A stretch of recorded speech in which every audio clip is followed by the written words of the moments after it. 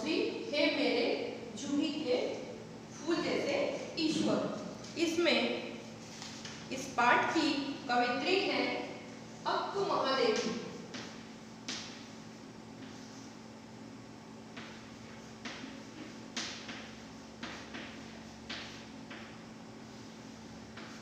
कवित्री है अक्कू महादेवी। इन्होंने दो कविताएं लिखी हैं और इन दोनों ही कविताओं में कवित्री ने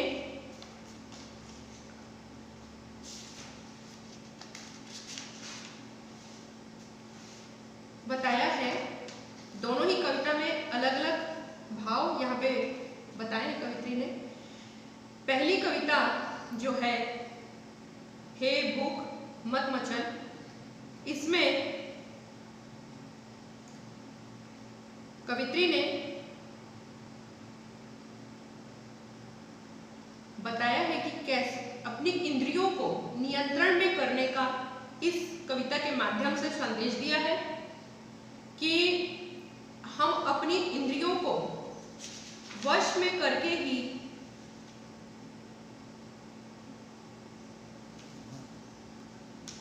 भगवान को प्राप्ति कर सकते हैं, क्योंकि इंद्रियों का कार्य है मनुष्य को तृप्त करना और इनकी तृप्ति के चक्कर में मनुष्य जीवन भर भटकता रहता है और इंद्रियां मनुष्य को भ्रमित करते रहती हैं और उसे कर्महीनता की ओर प्रेरित करती है। इसलिए हर मनुष्य को अपनी इंद्रियों पर आवश्यक नियंत्रण रखना चाहिए और अपनी लक्ष्य की प्राप्ति को प्राप्त करने में जिससे बहुत आसानी हो और एकाग्र होकर मनुष्य प्रसन्नचित होकर इंद्रियों को वश में करके परिश्रम करे। और क्योंकि प्रत्येक लक्ष्य में इंद्रियां ही बाधक होती हैं, अतः अपनी बुद्धि के द्वारा मनुष्य को अपनी इंद्रियों को वश में किया जा सकता है। यही संदेश कवित्री ने अपनी पहली कविता हे भूख मत मचल में बताया है। तो देखिए कवित्री क्या कहती है। हे भूख मत मचल, प्यास मत तड़प, हे नींद मत सता, क्रोध मत मचा मत उथल पुथल, हे मोह पाश अपने ढील, लोभ मत ललचा, हे मत कर मदहोश, ईर्ष्या जल मत, ओ चराचर मत चूक अवसर, आई हूँ संदेश लेकर चंद्र मल्लिकार्जुन का।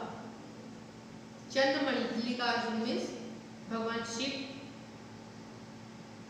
मद यानी नशा, अवसर यानी मौका। तो मचल मचलना मतलब पाने की जिद करना, किसी चीज को पाने की जिद करना। पाश यानी बंधन या किसी चीज की जकड़। मदहोश मतलब नशे में पागल। चराचर मतलब जड़ और चेतन संसार के जिसमें सभी प्राणी आते हैं, जड़ और चेतन दोनों। तो यहाँ पर इस पद्यांश में कवित्री जो है वो यहाँ पर शिव की अनन्य भक्त दिखाई देती है और वह संसार के लोगों से सारे सांसारिक मोह का संपूर्ण त्याग कर देना चाहती है। इसके साथ ही वह इंद्रियों को भी वश में करने का संदेश देती है। अब देखिए इसकी व्याख्या कि कवित्री क्या कहती है कि हे भूख, हे संसारिक वस्तुओं की चाह रखने वाले, तू कुछ पाने के लिए मत तड़प।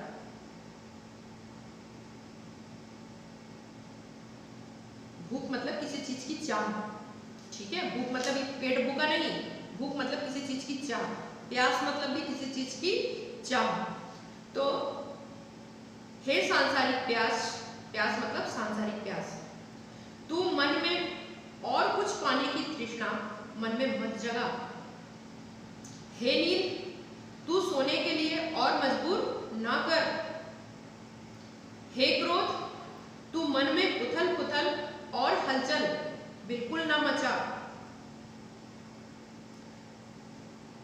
हे मोह, तू अपनी जकड़ ढीली कर। हे लोभ, तू और अधिक ना ललचा। हे मद, तू और अधिक पागल ना बना। हे ईर्ष्या, तू अन्य लोगों की उन्नति से मुझे मत जला।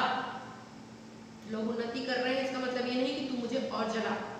तो वह ये सब हमको कौन सिखाता है? ये सारी चीजें हमारी इंद्रियां। तो वह इंद्रियों को ही वश में करने के लिए कह रही है।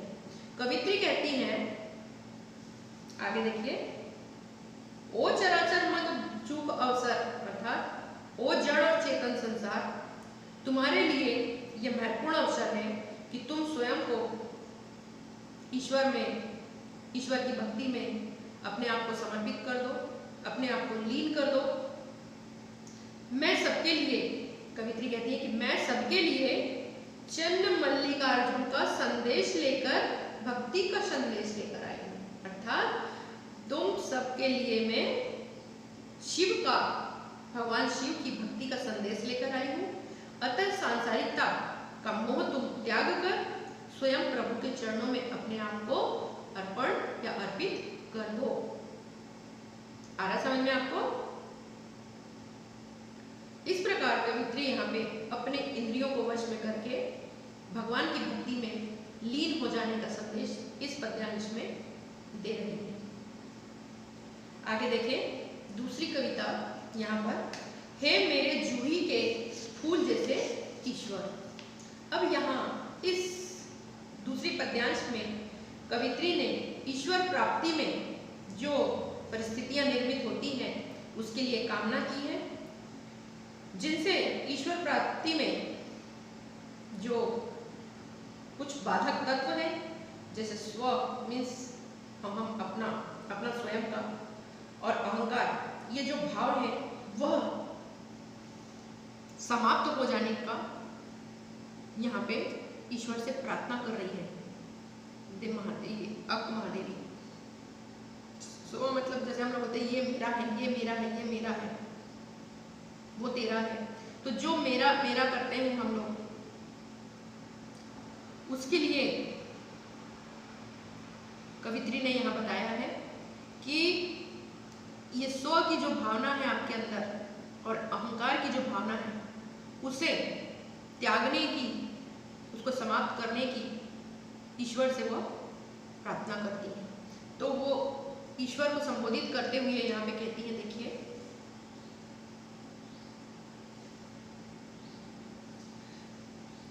हे मेरे जूही के फूल जैसे कोमल और मनोरम ईश्वर, अर्थात हे मेरे जूही के फूल जैसे ईश्वर, मंगवाओ मुझसे भीख और कुछ ऐसा करो कि भूल जाऊं अपना घर पूरी तरह।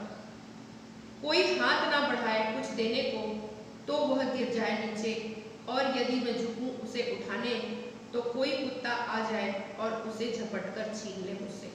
तो यहाँ कवित्री कहती है कि हे मेरे जूही के फूल के जैसे कोमल और मनोरम ईश्वर, तुम मेरा सब कुछ छीन लो, कुछ ऐसा करो कि मुझे भीख मांगनी पड़े। मैं अपना घर, मकान और गृहस्थी पूरी तरह भूल जाऊं। लिखा है ना कि भूल जाऊं अपना घर पूरी तरह, मतलब मैं अपना घर, मकान, पूरी गृहस्थी भूल जाऊं, मुझ ऐसा कुछ तुम करो। अर्थात मैं पारिवारिक मोह से दूर हो जाऊं, झोली फैलाऊं और ना मिले भी, कोई हाथ बढ़ाए कुछ देने को और तो वो गिर जाए नीचे। बोलती है कि अगर मैं किसी से कुछ मांगू तो मुझे भीख भी ना मिले, अर्थात मैं भीख मांगू भी तो मुझे भीख ना मिले। कोई हाथ बढ़ाए कुछ देने को, अर्थात कोई मुझे कुछ देने के लिए हाथ भी बढ़ाएगा तो वह नीचे गिर जाए, मेरी झोली में ना आए, और यदि मैं झुकूं उसे उठाने तो कोई कुत्ता आ जाए। अगर वो नीचे गिरी हुई चीज को अगर मैं उठाना चाहूं तो नीचे झुक कर जब उठाना चाहूं तो वह मेरे हाथों से, तो उसी समय कोई कुत्ता आ जाए और वह झपट कर उसे उठाकर ले जाए। ऐसा समय तुम ला दो तो, और उसे झपट कर छीन ले मुझसे, इस प्रकार कोई कुत्ता मुझसे झपट कर ले जाए। तो कवित्री कहती है कि मैं लाचार हो जाऊं और मेरा अहंकार नष्ट हो जाए। अर्थात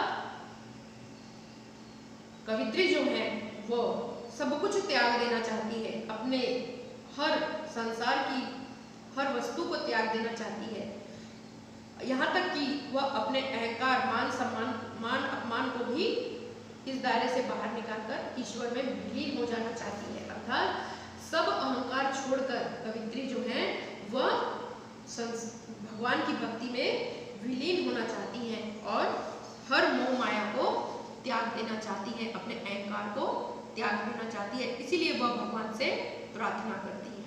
तो आपने देखा यहाँ दोनों ही पद्यांशों में कवित्री ने पहले पद्यांश में अपने इंद्रियों को नियंत्रण में रखने का संदेश दिया है, तो दूसरी पद्यांश में कवित्री ने अपने अहंकार को नष्ट करने के लिए भगवान से प्रार्थना की है। ठीक है, ये आपको समझ में आ गया होगा।